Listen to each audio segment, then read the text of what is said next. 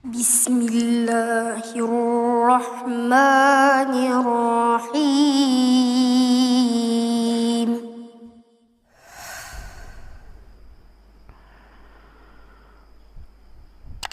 Alhamdulillah. Alhamdulillahilladzi kafana wa hadana wa ja'alana minal muslimin. Asyhadu an la ilaha illallah wahdahu rabbi la syarika lah wa asyhadu anna Muhammadan abduhu wa rasuluh wa safiyuhu wa mukhtaruhu ala khalqihi wa khaliluh. Arsalahu Allahu rahmatan lil alamin wa akhrajan nasa minadh dhulumati ila nur, amma ba'du. Taib, ma'asyiral muslimin yang dimuliakan Allah Subhanahu wa taala. Pembahasan di malam hari ini kita akan membahas tentang qasasul anbiya, kisah-kisah para nabi. Dan malam ini kita akan mengkisahkan seorang nabi yang dikenal namanya dalam Al-Quranul Karim, bahkan dijadikan nama satu surat, surah Yunus. Maka nabi ini namanya Yunus ibn Matta.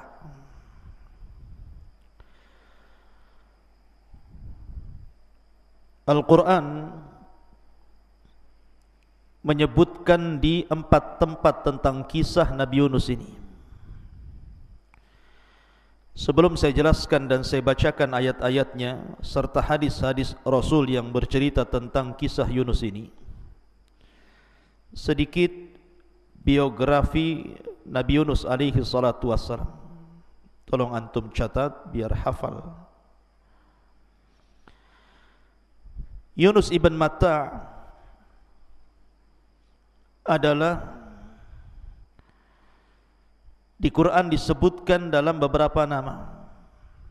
Terkadang disebut Yunus, terkadang disebut Sahibul Hud, terkadang disebut Dzu atau Dzanuni. Itulah sebutan Al-Quran.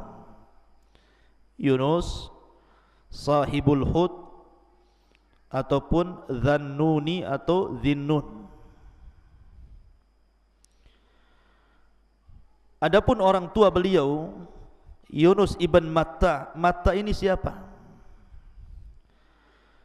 Ada yang mengatakan Matta itu artinya ibunya. Jadi Yunus itu dinasabkan kepada ibunya, sama dengan Isa. Dinasabkan kepada ibunya Isa ibnu Maryam. Maka Yunus pun sama, Matta itu artinya ibunya, Yunus ibn Matta. Akan tetapi yang sahih bahwa Matta itu bukan ibunda Yunus, tetapi ayahandanya. Jadi Matta itu ayahanda daripada Nabi Yunus. Jadi Yunus ibn Matta. Dan Nabi Yunus alaihi salatu wassalam kalau dirunut nasabnya, maka masih sampai kepada Nabiullah Ya'qub alaihi salatu wassalam.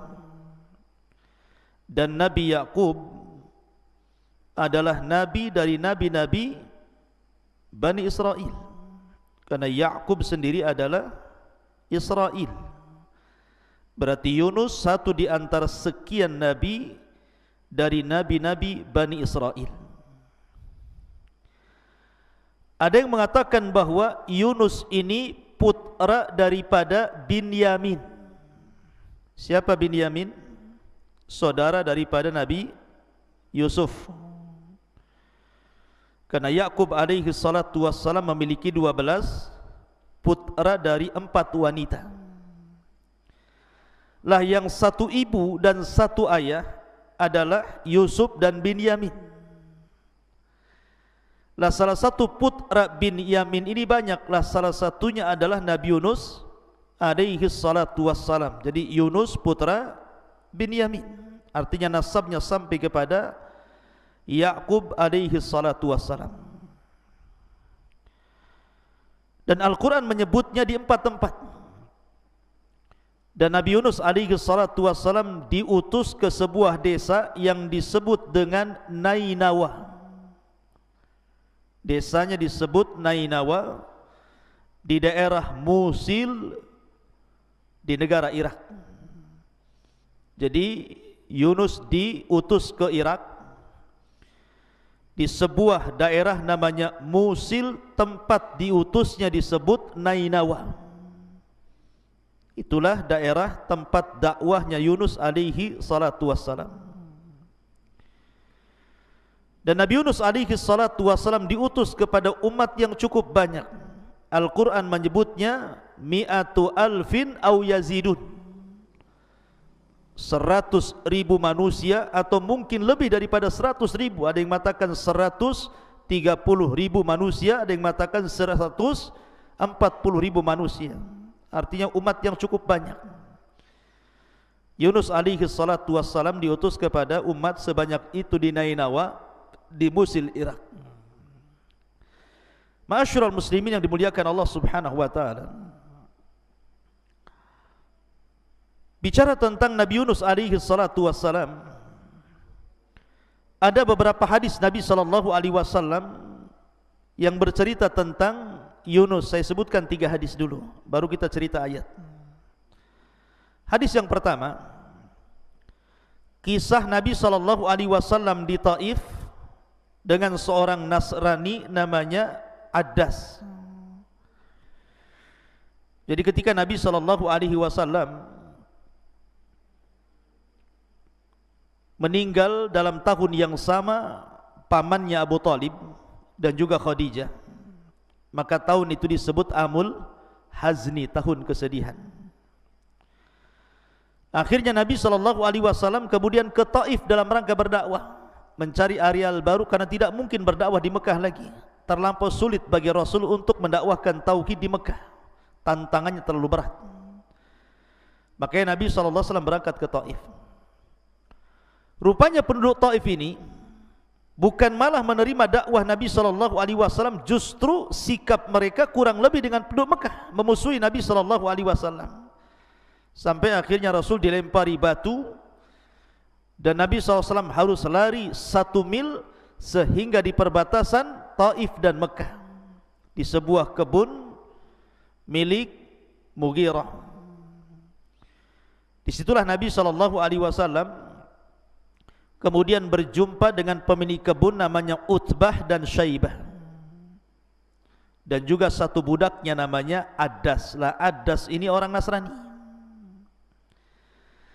Jadi ketika Utbah dan Utaibah melihat Nabi SAW dan Zaid ibn Haritha, maka kasihanlah Utbah dan Syaibah ini, kemudian memberikan makanan kepada Addas untuk dihantarkan kepada Nabi SAW, karena Rasul kelelahan ketika itu. Maka diantarkanlah oleh Addas ini makanan dari Utbah dan Syaibah ini. Ketika Nabi SAW hendak makan, Nabi SAW membaca Bismillah. Addas ini heran, kok ada orang yang mengucapkan kalimat Bismillah? Karena Addas ini bukan orang musyrik, dia Nasrani masalahnya, dan Nasrani ahli kitab. Sehingga kemudian Addas penasaran, bagaimana mungkin kau mengucapkan kalimat itu sementara kalimat itu tidak pernah diucapkan oleh penduduk Mekah? Maka Nabi SAW kemudian mengatakan, ya, siapa namamu? Kata Addas, saya Addas. Dari mana asalmu? Kata Addas, saya berasal dari Nainawa.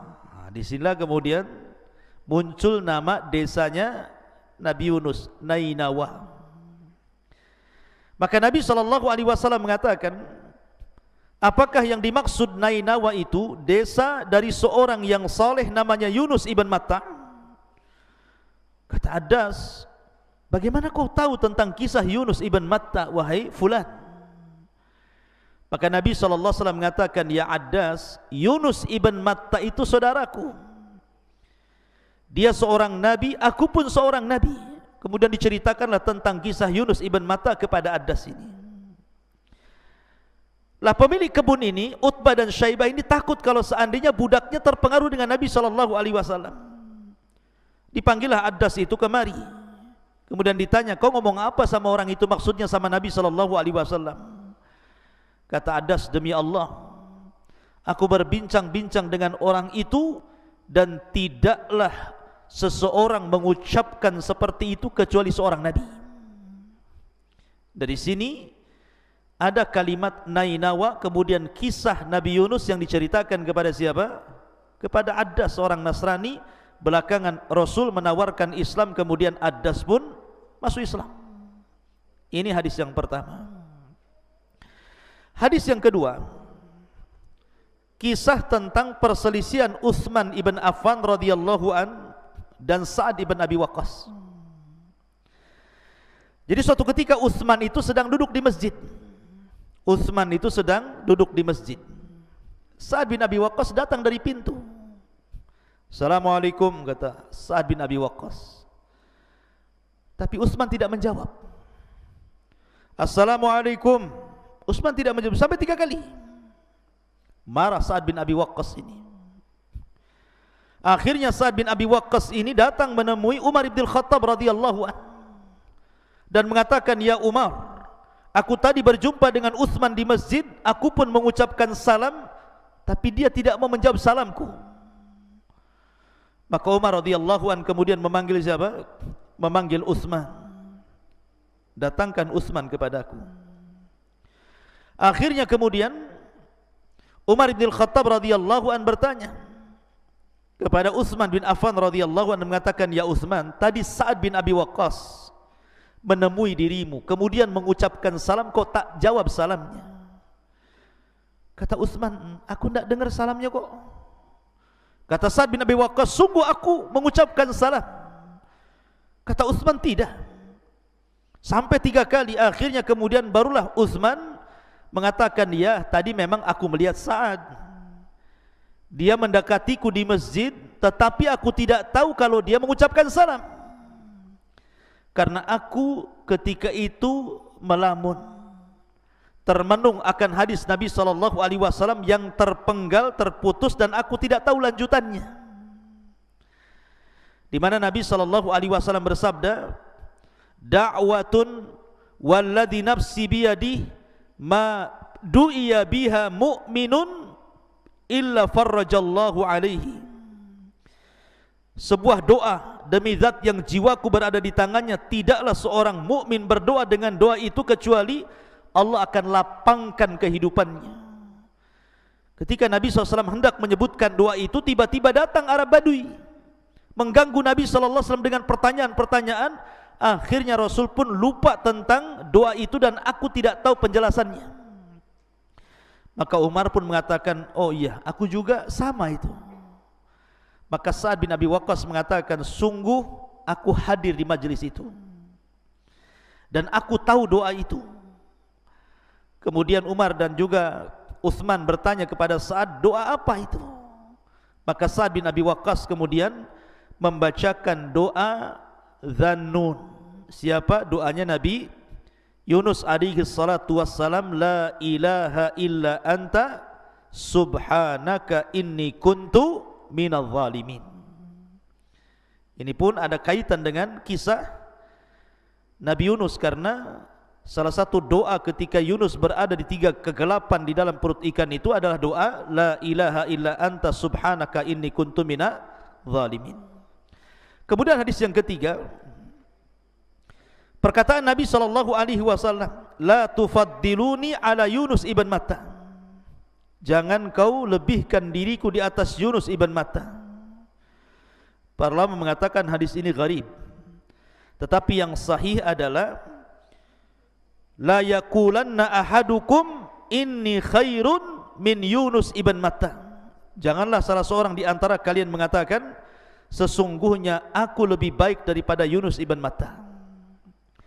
Kata-kata ini ikhwan bukan berarti kemudian Yunus lebih baik dibandingkan Rasul, tidak. Ada yang mengatakan bahwa Rasul mengatakan seperti ini karena Rasul belum tahu bahwa dia adalah afdalul anbiya, Nabi yang paling afdal, sehingga Rasul mengatakan seperti ini. Ataupun para ulama mengatakan perkataan seperti ini menunjukkan tawaduknya Nabi sallallahu alaihi wasallam.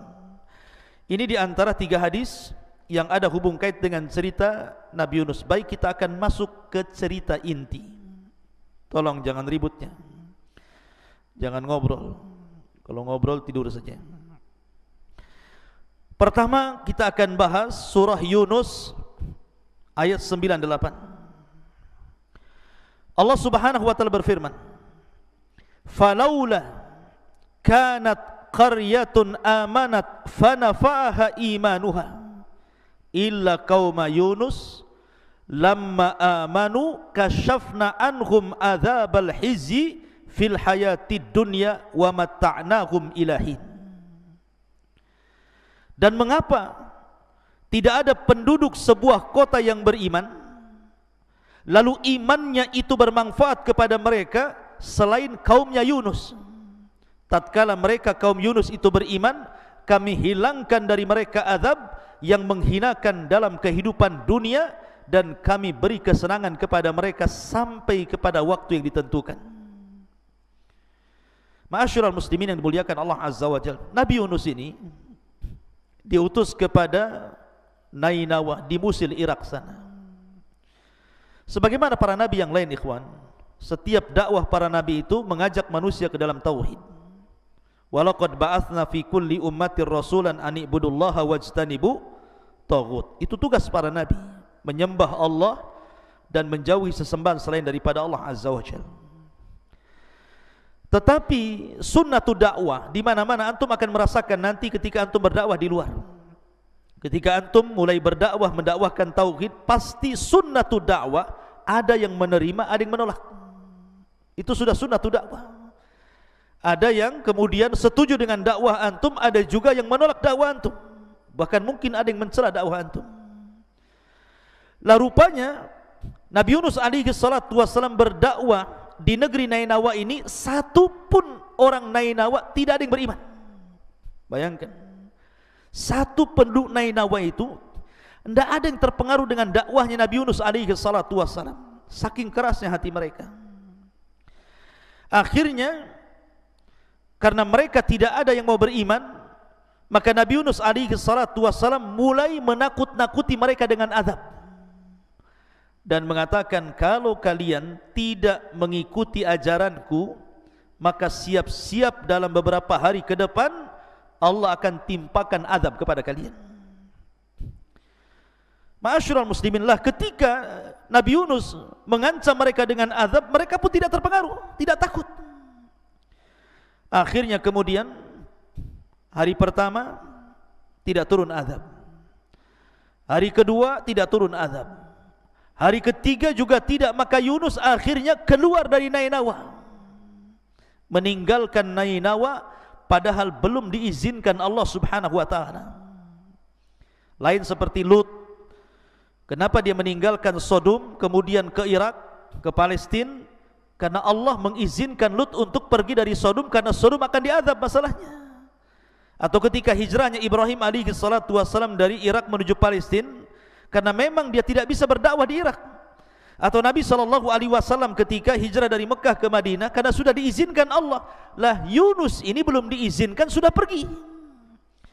Dari sini ikhwatu fiddin muliakan Allah Subhanahu wa taala, maka Yunus pun pergi. Diceritakan dalam ayat yang kedua surat As-Saffat. Surat As-Saffat ayat 139 sampai 148. Allah mengatakan, "Wa inna Yunusa laminal mursalin idh abaqa ilal fulkil mashhun fasahama fakana minal mudhadin faltaqamahul hutu wa huwa mulim falaula annahu kana minal musabbihin la labitha fi batnihi ila yaumi yub'atsun fanabadnahu bil ara wa huwa sakim wa ambatna alaihi syajaratan min yaqtin wa arsalnahu ila mi'ati alfin aw yazidun fa amanu famatta'nahum ilahin." Sesungguhnya Yunus benar-benar seorang rasul. Ketika dia lari dari kewajibannya kepada kapal yang dipenuhi muatan. Kemudian dia ikut diundi, ternyata dia termasuk orang-orang yang kalah dalam undian. Maka dia ditelan oleh ikan besar dalam keadaan tercela. Dia termasuk orang-orang yang banyak berzikir kepada Allah.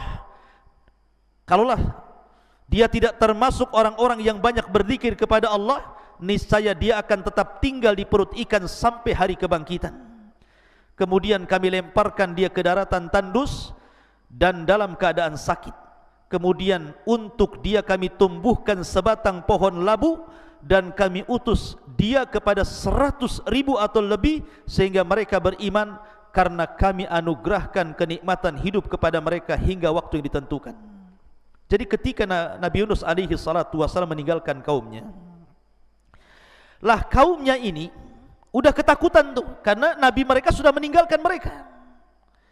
Karena ketakutan kaumnya itulah akhirnya mereka bertobat tanpa sepengetahuan Yunus alaihi salatu wassalam. Mereka bertobat, semua bertobat, satu kampung Nainawa itu. Dan Yunus tidak tahu mereka sudah tobat. Dan ingat ikhwatu fiddin, muliakan Allah azza wa jalla, iman itu terbagi dua. Iman itu terbagi dua. Ada yang sifatnya idtirari, ada yang sifatnya ikhtiari. Antum harus paham nih. Iman itu ada dua, ada yang bersifat idtirar, terpaksa, dan ada yang sifatnya ikhtiar karena kehendak dia. Kalau seseorang beriman karena terpaksa, maka tobatnya tidak akan diterima dan dia pantas untuk diazab oleh Allah Subhanahu wa taala. Makanya Allah Subhanahu wa taala berfirman, falamma ra'au ba'sana qalu amanna billah wahdahu wa kafarna bima kunna bihi musyrikin falam yaku yanfa'uhum imanuhum lamma ra'au ba'sana sunnatallahi allati qad khalat min ibadihi khasira hunalikal kafirun.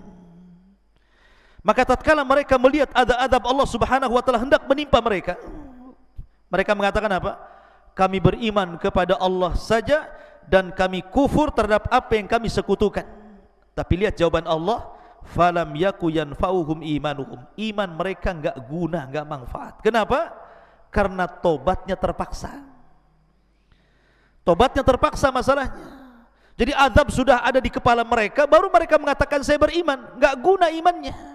Tetap saja Allah kirimkan azab kepada mereka. Itu namanya iman idtirar namanya. Kemudian yang kedua ada iman ikhtiari seperti kaumnya Yunus. Ini namanya iman ikhtiari. Ketika Nabi Yunus meninggalkan mereka, maka kemudian mereka pun menyesal. Kenapa mereka tidak beriman saat Yunus masih ada? Ketika Yunus mengancam mereka dengan azab Allah Subhanahu wa taala, maka betul-betul mereka menyesal. Akhirnya kemudian dengan kehendak mereka, mereka ingin tobat kepada Allah Azza wa Jalla. Bentuk bahwa iman mereka ikhtiar, karena ketika mereka tobat, jadi ketika azab itu sudah berada di kepala mereka, maka kaumnya Yunus ini memisahkan binatang. Jadi yang ibunya di sana, anaknya di sini. Jadi ibu unta di sana, anak untanya di sini. Ibu kambing di sana, anak kambingnya di sini. Sapi bapaknya di sana, anak sapinya di sini. Dipisahkan, berhadap-hadapan di pagar. Ya. Kemudian semua orang menangis, laki-laki, perempuan, anak kecil, orang dewasa, wanita, orang tua, semua menangis. Kemudian anak binatang ini kadang dijauhkan dari induknya, berteriak-teriak sehingga ramai gitu kan. Akhirnya ketika kemudian tangisan di mana-mana dari anak kecil, orang remaja, dewasa, orang tua, laki-laki, perempuan, binatang pun sampai berteriak-teriak, akhirnya azab itu dihilangkan. Kenapa? Karena iman mereka ikhtiar, karena kehendak mereka. Bentuk bahwa ini ikhtiar, mereka memisahkan anak-anak binatang itu. Maka iman mereka diterima dan tidak jadi turun azab. Lah Nabi Yunus tidak tahu. Nabi Yunus sudah berada di atas perahu. Lah di atas perahu itu sudah banyak penumpang, dan sebagian mereka mengenali Yunus alaihi salatu wasallam orang mulia. Maka mereka senang bahwa Yunus berada di kapalnya. Berangkatlah kapal ini, ikhwan. Tiba-tiba di tengah lautan datang ombak yang sangat besar, mengombang-ngambing kapal, dan tiba-tiba kapal itu berhenti tanpa sebab. Coba antum merasakan, kalau antum naik kapal ke pulau, tiba-tiba berhenti mendadak di tengah lautan, kira-kira perasaan antum seperti apa? Pasti dug dug dug gitu ya. Pasti kita ini debar-debar nih, jangan-jangan gitu ya. Lah, penumpang ini semua khawatir, karena ketika itu hanya ada dua kemungkinan. Kemungkinan pertama, kapal itu tenggelam sehingga semua penumpangnya mati. Kemungkinan kedua, harus dikurangi beban kapalnya dengan cara apa? Dengan cara melempar semua barang-barang yang ada di kapal itu. Maka semua barang-barang dilemparnya ke lautan, tapi masih jomplang juga kapal itu. Rupanya harus ada orang-orang yang dibuang dari kapal itu.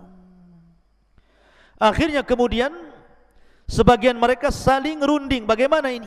Setelah sepakat semuanya, akhirnya dibuatlah qur'ah. Qur'ah itu semacam undian. Siapa yang terkena koclok, berarti dia harus melemparkan dirinya ke lautan.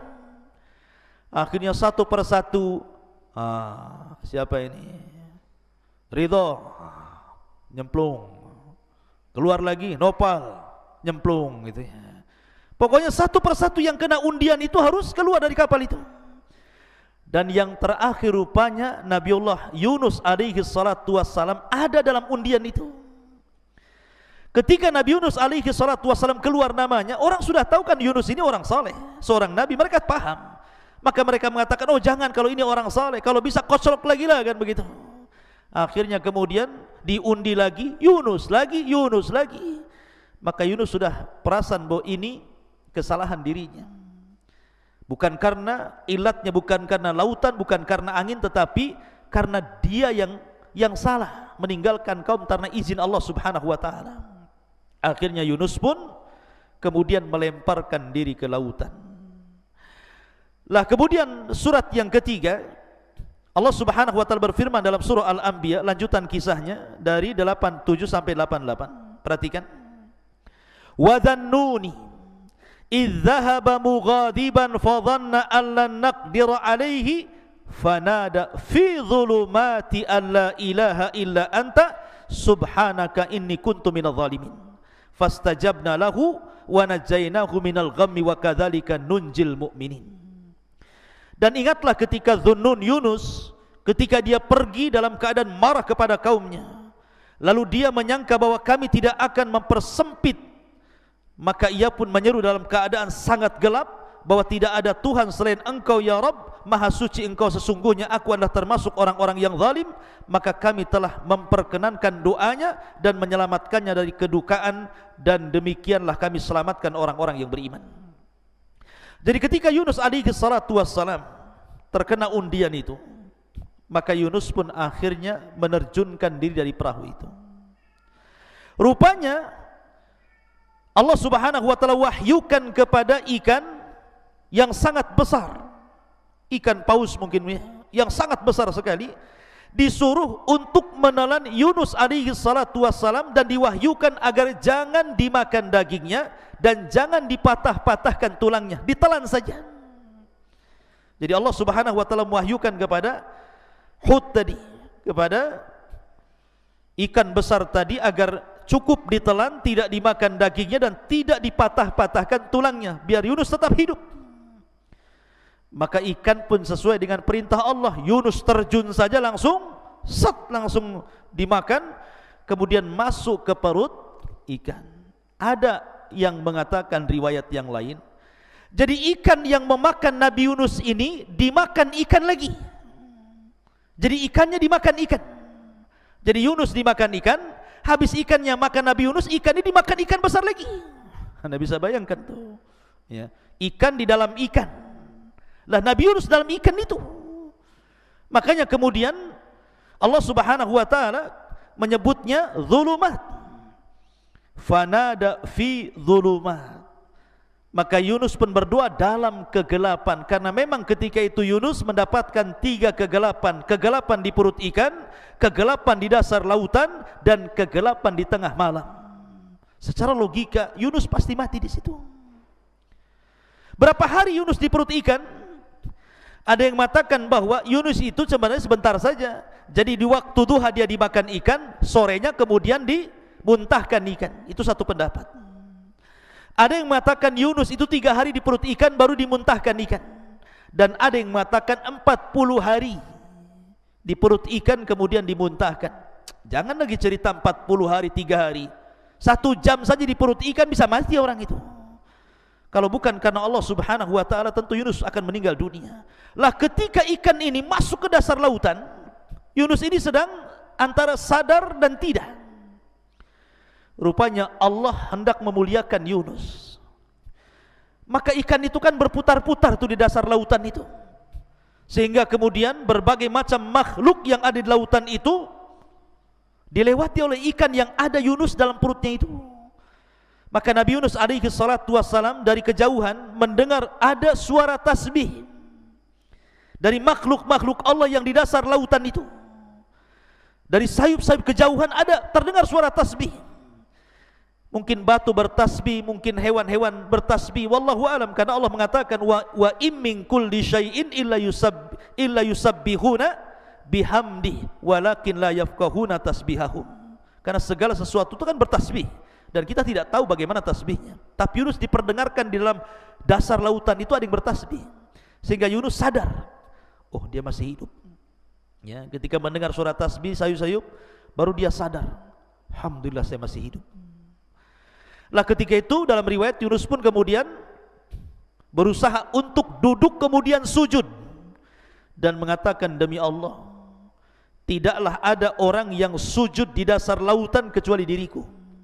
Maka dia berusaha untuk sujud.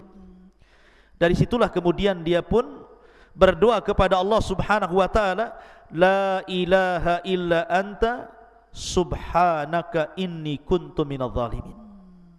Ketika doa ini dibacakan Yunus, doa ini melesat sampai ke langit. Maka malaikat yang ada di langit itu, mereka mendengar doanya Nabi Yunus alaihi salatu wassalam dari kejauhan dan mengatakan, ini suara siapa? Suara ini sangat ma'ruf. Ini suara siapa ya Allah? Maka Allah subhanahu wa ta'ala mengatakan, itu doanya Yunus ibn Matta. Maka para malaikat di langit meminta syafaat kepada Allah agar Allah menyelamatkan Yunus alaihi salatu wassalam. Maka Allah pun kabulkan permintaan malaikat. Maka Allah naikkan ikan itu ke atas, kemudian dimuntahkan. Anda bisa bayangkan Yunus berhari-hari di perut ikan, kemudian dimuntahkan di daratan gitu kan. Seperti apa gitu kan. Yunus pun lemas. Gak percaya, coba antum cari ikan paus, makan saya. Jadi akhirnya dilepehkan begitu ya. Kemudian Yunus sudah lemas, gak makan di perut ikan, puasa. Kalau memang pendapat 3 hari berarti 3 hari dia puasa. Yang berpendapat 40 hari berarti 40 hari dia tak makan. Jangankan 3 hari, antum 1 hari tak makan saja, pegang perut, langsung cari bakso. Jadi Yunus alaihi salatu wassalam sudah tidak bisa lagi, nggak sanggup, berdiri aja nggak sanggup.